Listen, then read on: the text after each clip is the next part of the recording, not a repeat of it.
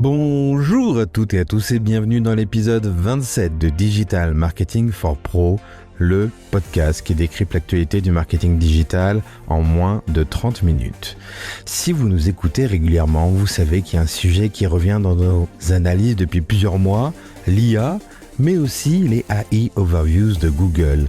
On en parlait comme d'un changement majeur à venir, on observait ce qui se passait aux États-Unis, on analysait les premières études sur la baisse du trafic, on essayait d'anticiper les conséquences pour le SEO en France, mais cette semaine, on change de dimension parce que cette fois, on n'est plus dans les projections, on est dans la réalité. Les AI Overviews arrivent en France. Et ce lancement marque une nouvelle étape dans l'évolution de Google. Progressivement, le moteur de recherche devient un moteur de réponse. L'objectif n'est plus seulement de proposer les meilleurs liens, mais de répondre directement aux questions des internautes grâce à l'intelligence artificielle. Alors, est-ce la fin du SEO tel qu'on le connaît ? Faut-il s'attendre à une baisse de trafic sur tous les sites ? Comment les professionnels du marketing doivent-ils adapter leur contenu ? Et surtout, quelles sont les premières actions à mettre en place dès maintenant pour continuer à gagner en visibilité dans ce nouveau contexte ? C'est ce que nous allons décrypter ensemble. Et ce n'est pas tout. Dans le reste de l'actualité, on viendra sur les 3 informations GIO à retenir cette semaine, avec une analyse des bots d'OpenAI qui en dit long sur la manière dont les IA explorent le web, une étude qui révèle ce que les LLM voient vraiment de vos pages, notamment quand elles reposent principalement sur du JavaScript, et un chiffre surprenant sur l'impact des citations dans les LLM sur votre trafic. On verra également pourquoi Google Analytics lance un nouveau filtre dédié au trafic provenant des assistants IA. Est-ce que ça va changer dans vos reportings ? On découvrira ensuite le dernier modèle de Claude Sonnet 5, le nouveau modèle d'Anthropic, avec 4 cas d'usage très concrets pour les professionnels du marketing. Et enfin, on analysera le nouveau label Strongest Match testé dans Google Ads qui pourrait bien favoriser certains annonceurs. Puis, comme chaque semaine, nous terminerons avec le chiffre à retenir. Pour la première fois dans le monde, les réseaux sociaux et la vidéo deviennent la première source d'information devant la télévision. Un basculement qui en dit long sur l'évolution des usages. Alors, que vous soyez au bureau, dans les transports ou tranquillement chez vous, installez-vous bien. Votre résumé de l'actualité marketing commence maintenant.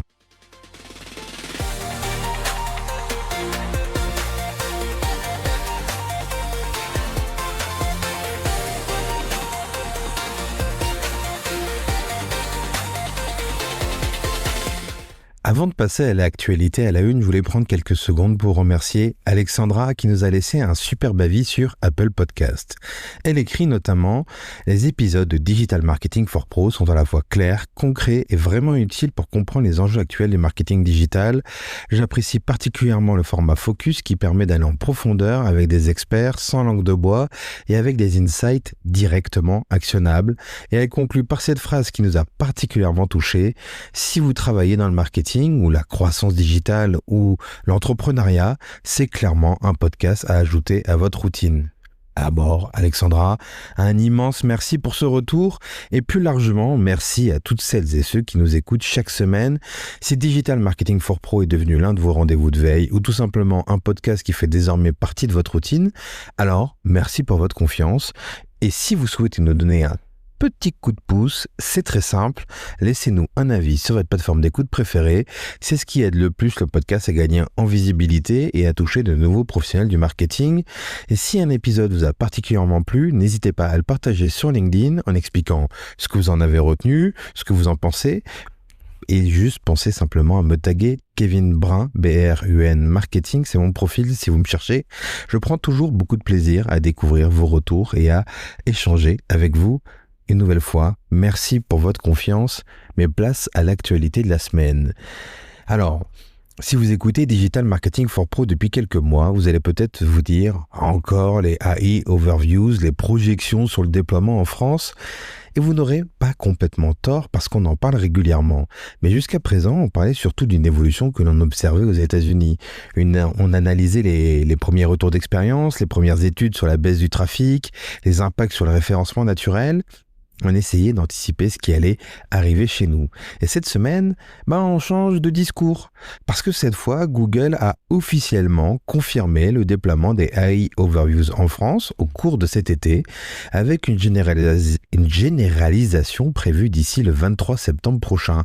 Autrement dit, là, on n'est plus dans l'hypothèse, on n'est plus dans la projection, on est dans le présent. Le lancement est désormais acté. Mais avant de parler de ce que cela va changer pour les professionnels du marketing, il faut peut-être rappeler très concrètement qu'est-ce qu'on appelle les AI Overviews.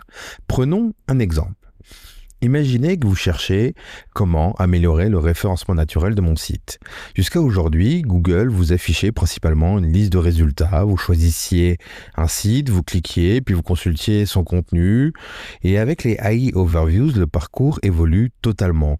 Google commence désormais par générer lui-même une réponse, une synthèse produite par l'intelligence artificielle, construite à partir de plusieurs sources qu'il juge fiables et pertinentes. Ce n'est qu'ensuite qu'il vous propose des liens ayant servi à construire cette réponse si vous souhaitez approfondir le sujet, un peu comme si vous utilisiez un ChatGPT ou un Claude. Autrement dit, Google ne cherche plus uniquement à vous aider à trouver une information, il cherche à vous fournir directement la réponse. Et cette nuance est loin d'être anodine parce que pendant plus de 25 ans, Google a été un moteur de recherche. Progressivement, il devient un moteur de réponse. Et c'est précisément ce changement qui suscite autant de questions dans le monde du marketing. Parce que si l'utilisateur obtient immédiatement ce qu'il est venu chercher, pourquoi il cliquerait sur votre site ? Heureusement, on ne découvre pas cette évolution en même temps que Google la déploie en France. Les AI Overviews sont déjà disponibles dans plusieurs pays, notamment aux États-Unis, et ces premiers mois d'utilisation nous apportent déjà plusieurs enseignements. Le premier, c'est qu'il y a, en effet, un impact sur le trafic. Plusieurs études montrent une baisse du taux de clic lorsque les AI Overviews apparaissent dans les résultats de recherche. Mais attention, il faut nuancer ces résultats. Toutes les recherches ne sont pas concernées. Ce sont principalement les requêtes informationnelles qui sont les plus touchées, les fameux comment faire, qu'est-ce que, pourquoi, ou encore les guides pratiques. À l'inverse, les recherches locales, transactionnelles ou orientées achat semblent pour le moment un peu épargnées. Le deuxième enseignement, c'est que les marques qui sont citées dans ces fameuses AI Overviews bénéficient d'une visibilité extrêmement forte. Et c'est probablement le véritable changement de paradigme. Pendant des années, notre objectif, il était simple, être premier dans Google. Demain, il faudra surtout réussir à être cité par Google. Ce n'est plus exactement la même bataille, ce n'est pas la même façon de faire. L'enjeu ne sera plus uniquement de gagner des positions dans les résultats de recherche. Il faudra devenir une source suffisamment crédible pour que Google décide de s'appuyer sur votre contenu lorsqu'il génère une réponse. C'est d'ailleurs ce qui explique pourquoi on parle de plus en plus de GIO et que chaque semaine, on vous résume les actualités, les études et les analyses GIO à retenir parce que c'est vraiment la matière du marketing qui évolue le plus ces derniers mois. L'idée de ce GIO, c'est pas de remplacer le SEO, mais de compléter son approche. Optimiser ses contenus pour qu'ils soient non seulement bien classés, mais aussi compris, utilisés et cités par les moteurs d'intelligence artificielle. Et les premiers retours américains sont quand même plutôt rassurants sur cette question, parce que les contenus qui sont repris par les AI Overviews sont souvent ceux qui appliquaient déjà les bonnes pratiques SEO. Des contenus bien structurés, des réponses précises, des données fiables, des auteurs identifiés, des informations régulièrement mises à jour. Autrement dit, le SEO ne disparaît pas, il devient simplement plus exigeant. Mais l'annonce de Google ne s'arrête pas là, parce que le groupe n'a pas seulement confirmé l'arrivée des AI Overviews en France, il a également annoncé le déploiement d'AI Mode. Et à mon sens, c'est peut-être l'annonce la plus importante. Pourquoi ? Parce que les AI Overviews restent finalement une évolution de la page de résultats que l'on connaît. Et l'AI Mode, lui, change complètement l'expérience de recherche. Cette fois, Google ne vous affiche plus seulement une réponse générée par l'IA au-dessus des liens, il devient un véritable assistant conversationnel directement dans votre moteur de recherche. Vous posez une question, Google vous répond, vous demandez une précision, il garde le contexte, vous comparez plusieurs solutions, vous approfondissez un sujet, vous affinez votre demande et toute la conversation reste cohérente, exactement comme si vous utilisiez ChatGPT ou encore Perplexity. Avec une différence majeure, Google possède déjà le plus grand index du monde. Autrement dit, Google ne cherche cherche plus seulement à défendre son moteur de recherche, il cherche à devenir votre assistant de recherche. Et cela ouvre de nouvelles opportunités pour les marques parce que demain, il ne faudra plus uniquement être visible sur une page de résultats, il faudra être capable d'accompagner une conversation, d'être cité à différents moments du parcours utilisateur et d'apporter suffisamment de valeur pour devenir une référence aux yeux de l'intelligence artificielle. C'est pour ça qu'on parle autant de GIO et pourquoi c'est aussi important en 2026. Alors, que faut-il faire dès maintenant ? La première chose, identifiez les contenus de votre site qui répondent à des questions. Vos guides, vos FAQ, vos tutoriels, vos comparatifs, ce sont eux qui seront le plus exposés à cette évolution. La deuxième chose, c'est qu'il faut travailler vos contenus comme des réponses, des titres explicites, des paragraphes courts, des exemples concrets, des données sourcées. L'objectif n'est plus uniquement de séduire Google, c'est aussi de faciliter le travail des intelligences artificielles. Enfin, commencez à mesurer votre visibilité autrement. Bien sûr, le trafic restera un indicateur essentiel, mais il ne sera plus suffisant. Il faudra également comprendre quand votre marque elle est citée, quand elle est recommandée et quel rôle elle joue dans les réponses générées par les IA. D'ailleurs, cette évolution tombe plutôt bien, puisque Google Analytics vient justement d'annoncer un nouveau filtre dédié au trafic provenant des assistants IA. On en parle dans quelques instants. Finalement, ce que Google vient d'annoncer cette semaine dépasse largement le cadre du SEO. Avec les AI Overviews, Google commence à répondre directement aux internautes. Avec AI Mode, Google transforme progressivement son moteur de recherche en un assistant conversationnel sur le site le plus consulté du monde.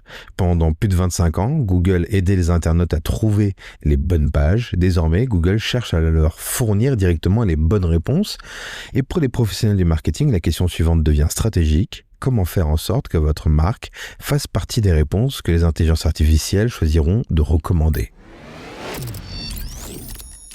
Et justement, le GEO pour Generative Engine Optimization, c'est l'ensemble des pratiques qui visent à améliorer sa visibilité dans les moteurs de réponse comme ChatGPT, Gemini, Claude, Copilot ou encore Perplexity.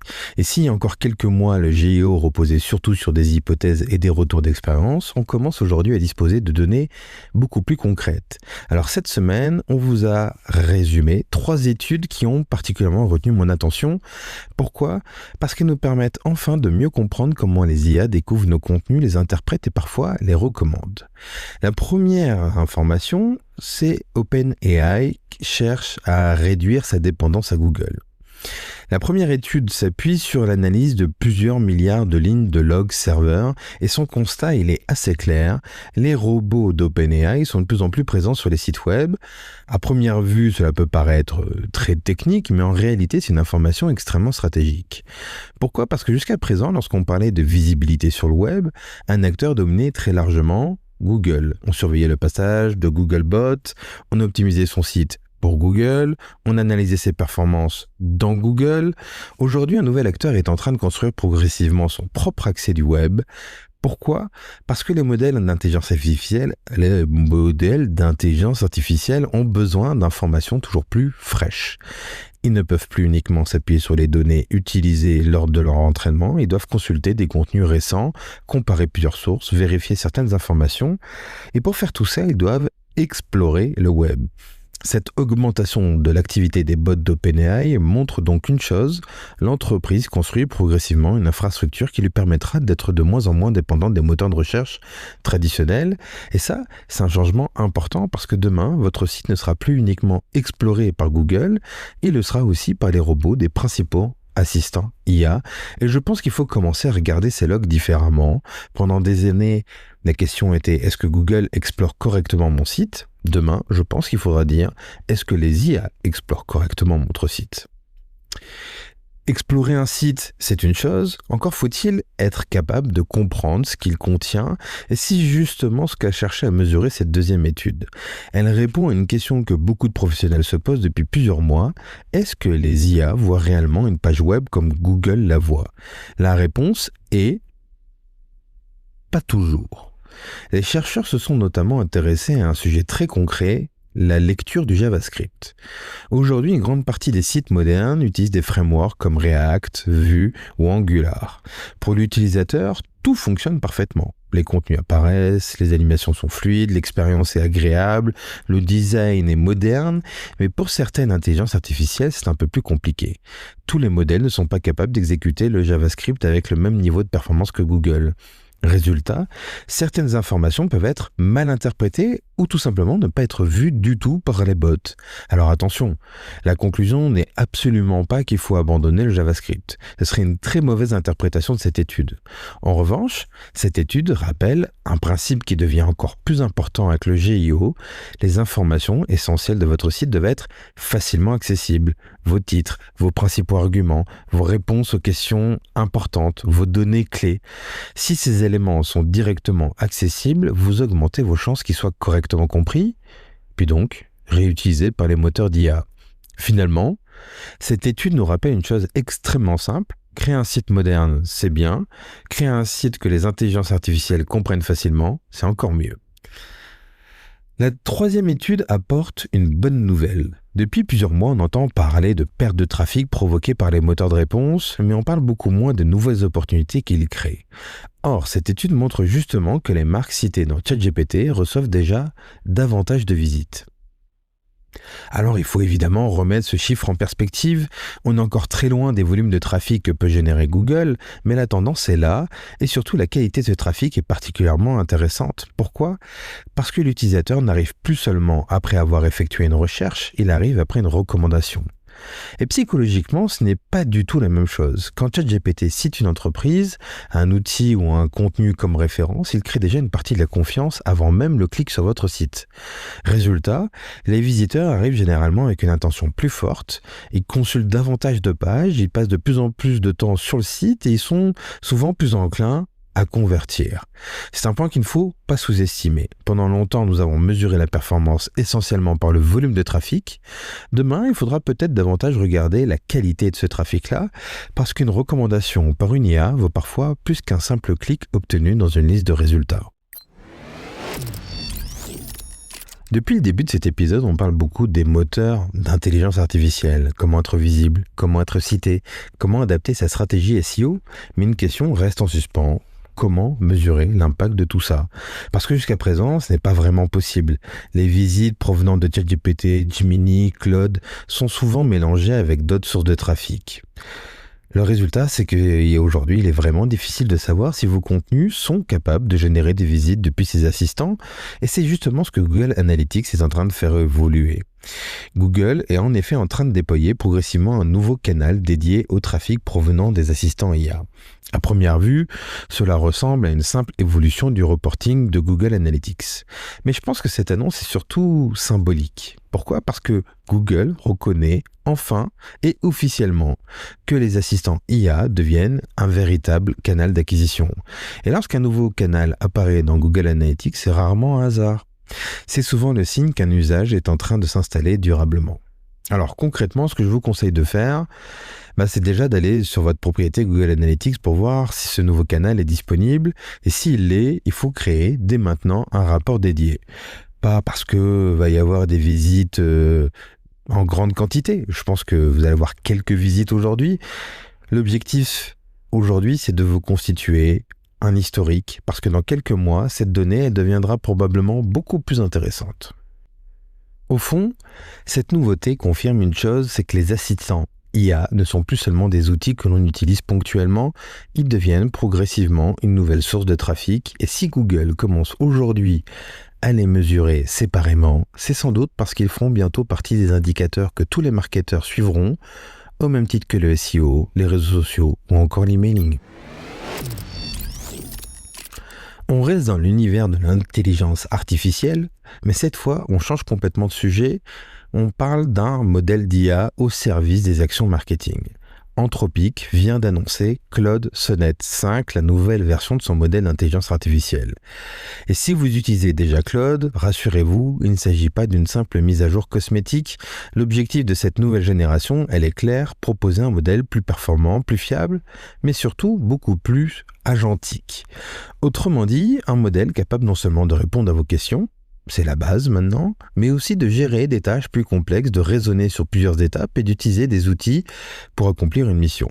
Et je pense que cette évolution est loin d'être anodine, parce que pendant longtemps, les modèles d'IA étaient essentiellement conçus pour répondre à nos questions. Aujourd'hui, ils commencent à exécuter des tâches beaucoup plus complexes. On passe progressivement du chatbot à l'assistant. Et forcément, ces nouvelles capacités ouvrent la porte à des nouveaux usages pour les professionnels du marketing. Je vous en propose d'en retenir 4. Le premier exemple très concret, c'est que vous préparez le lancement d'une nouvelle offre, ou plutôt que de demander un simple benchmark, vous demandez à Claude d'analyser plusieurs concurrents, leur positionnement, leur proposition de valeur, leur ton, leurs arguments commerciaux, leur contenu, puis de synthétiser les forces, les faiblesses, les opportunités, faire un SWOT par exemple. L'intérêt n'est pas uniquement de gagner du temps, c'est aussi d'obtenir une première lecture structurée avant de commencer votre propre analyse. Le deuxième cas d'usage, c'est que vous devez lancer une campagne. Au lieu de lui demander uniquement de rédiger un email, une publicité, fournissez-lui le brief, votre cible, vos objectifs, vos propositions de valeur, vos contraintes, puis demandez-lui de construire progressivement toute la campagne. Les messages clés, les accroches, les variantes, les appels à l'action, le calendrier éditorial, on ne parle plus seulement de génération de contenu, on parle d'un véritable assistant capable de vous accompagner dans la conception d'une campagne de A à Z. Le troisième cas d'usage, c'est faire relire votre travail. Une landing page, une page produit, une séquence email, ou même un tunnel de conversion. Demandez à Claude d'identifier les points de friction, les promesses peu claires, les objections qui ne sont pas suffisamment traitées, les éléments qui manquent de preuves, ou encore les incohérences dans votre argumentaire. L'IA joue ici le rôle d'un second regard, et je pense que c'est probablement l'un des usages les plus sous-estimés aujourd'hui. Enfin, le quatrième usage est sans doute celui qui prendra le plus d'importance dans les prochains mois. Utilisez Claude comme un véritable copilot, sans faire jeu de mots. Pas uniquement pour produire un livrable, pas pour accompagner un projet du début à la fin, mais pour préparer un brief, le challenger, proposer des pistes d'amélioration, produire les premiers livrables, les faire évoluer, puis vérifier leur cohérence. C'est une manière de travailler très différente et c'est probablement là que se trouvent les gains de productivité les plus importants. Alors au fond, Claude Sonnet 5 ne marque pas seulement l'arrivée d'un nouveau modèle, il confirme une tendance que l'on observe depuis plusieurs mois. Les intelligences artificielles évoluent vite et très très vite même. Elle ne cherche plus uniquement à répondre à nos questions, elle cherche désormais à nous accompagner dans la réalisation de tâches de plus en plus complexes. Et pour les équipes marketing, cela change progressivement notre manière de travailler. La vraie compétence ne sera bientôt plus seulement de savoir écrire un bon prompt, elle sera de savoir déléguer intelligemment certaines tâches à l'IA pour se concentrer davantage sur la stratégie, la créativité et la prise de décision. On termine cette revue de l'actualité avec une information qui concerne cette fois les annonceurs Google Ads. Google teste actuellement un nouveau label baptisé Strongest Match. À première vue, cela ressemble à une simple mention affichée sous certaines annonces. Mais derrière ce petit changement d'interface se cache une question beaucoup plus stratégique. Comment Google décide d'afficher ce nouveau label ou non ? Déjà, depuis plusieurs années, Google pousse les annonceurs vers des campagnes de plus en plus automatisées. Les enchères intelligentes, Performance Max, les correspondances larges, les créations générées par l'IA, et maintenant ce nouveau label, Strongest Match. Concrètement, Google indique à l'utilisateur que l'annonce affichée est celle qu'elle estime la plus pertinente par rapport à sa recherche. Autrement dit, Google ne se contente plus d'afficher une annonce, il la recommande. Et ce choix de vocabulaire est loin d'être anodin. Il confirme une tendance que l'on observe depuis plusieurs années. Google prend progressivement davantage de décisions à la place des annonceurs. D'ailleurs, si ce sujet vous intéresse, je vous recommande vivement d'écouter notre deuxième épisode de Digital Marketing for Pro en mode focus avec Sébastien Broussois. Nous y avons justement décrypté cette évolution de Google Ads, les bénéfices de l'automatisation, mais aussi ses limites, les risques de perdre en maîtrise de ces campagnes et les bonnes pratiques pour garder le contrôle. On vous mettra le lien de l'épisode dans la description. Alors pourquoi certains annonceurs s'interrogent ? Tout d'abord parce que ce nouveau label soulève plusieurs questions. La principale concerne la transparence.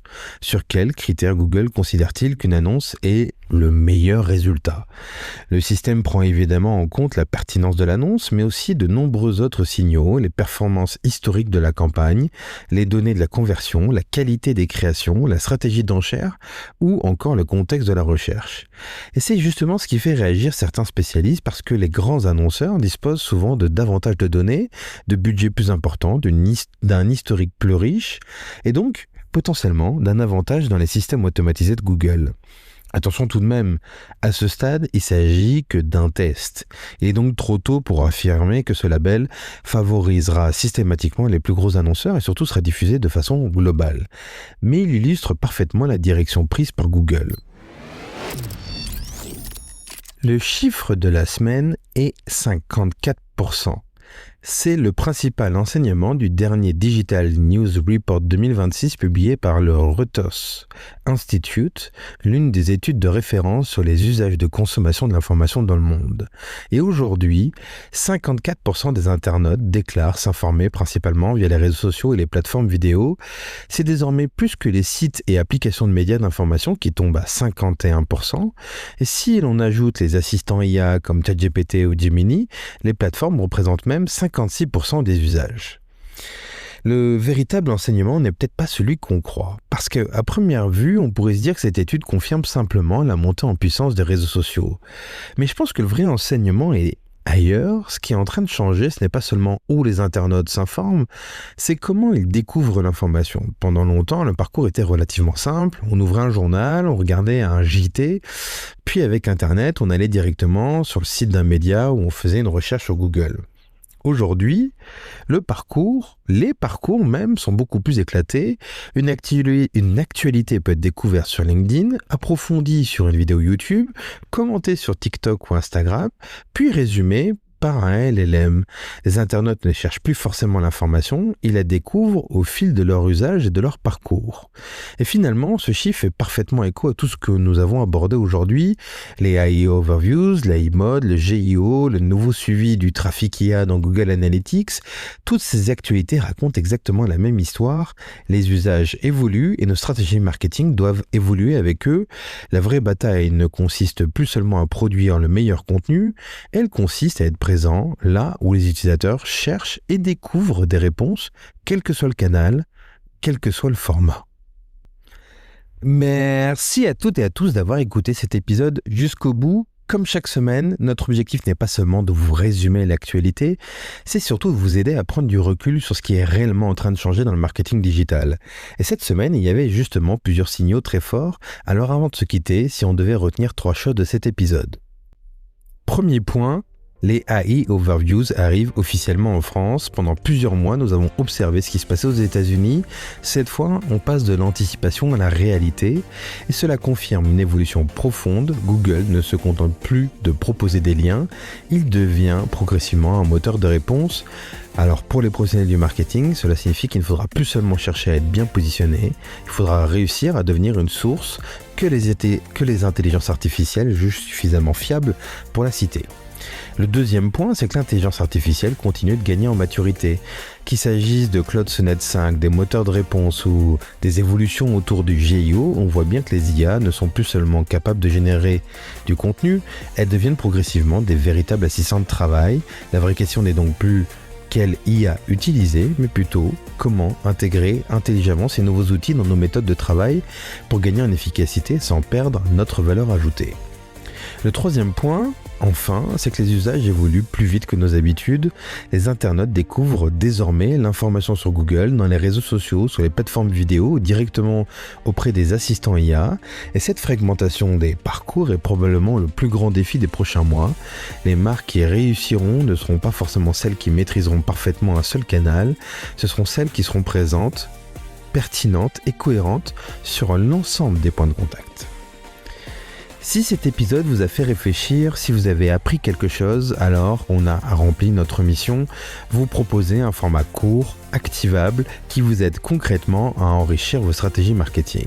Et si vous souhaitez prolonger la discussion, j'aimerais vous poser une question. Selon vous, quelle sera la plus grande conséquence de l'arrivée des AI Overviews en France?